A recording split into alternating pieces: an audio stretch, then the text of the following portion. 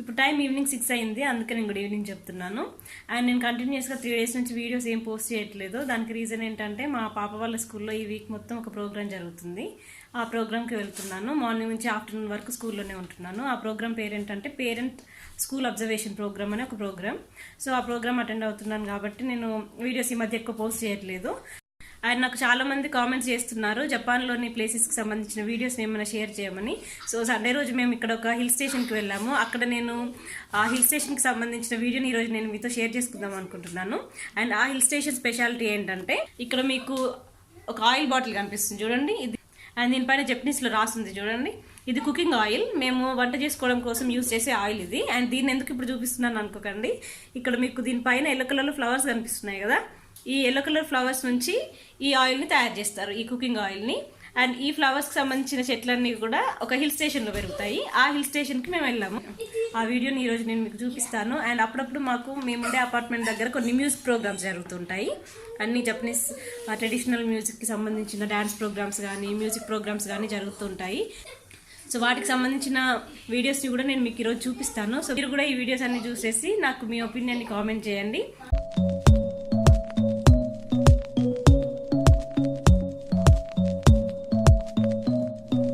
Club isn't the best place to find a lover, so the bar is where I go.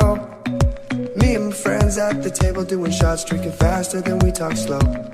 Come on over and start up a conversation with just me, and trust me, I'll give it a chance. Now take my hand, stop, but then ఇక్కడ మీకు కనిపించేది ఒక hill station. అక్కడ అన్నీ మీకు కొండలు కూడా కనిపిస్తున్నాయి చూడొచ్చు. అండ్ ఈ ప్లేస్లో చాలా మొక్కలు ఉన్నాయి కదా, చాలా కలర్ఫుల్గా ఉంది కదా. ఈ ఫ్లవర్స్ నుంచే కుకింగ్ ఆయిల్ని తయారు చేస్తారు. ఇది సిటీకి చాలా దూరంగా ఉంటుంది ఈ ప్లేస్. సిటీలో ఉన్న టెంపరేచర్కి ఈ హిల్ స్టేషన్లో ఉన్న టెంపరేచర్ కొంచెం డిఫరెంట్గా ఉంటుంది. అందుకు మొక్కలన్నీ కూడా ఈ హిల్ స్టేషన్లోనే పెరుగుతాయి. అండ్ ఈ ప్లేస్ చాలా పీస్ఫుల్గా ఉంటుంది. అండ్ చాలామంది ఫారినర్స్ కూడా వస్తూ ఉంటారు ఈ ప్లేస్ని విజిట్ చేయడం కోసం.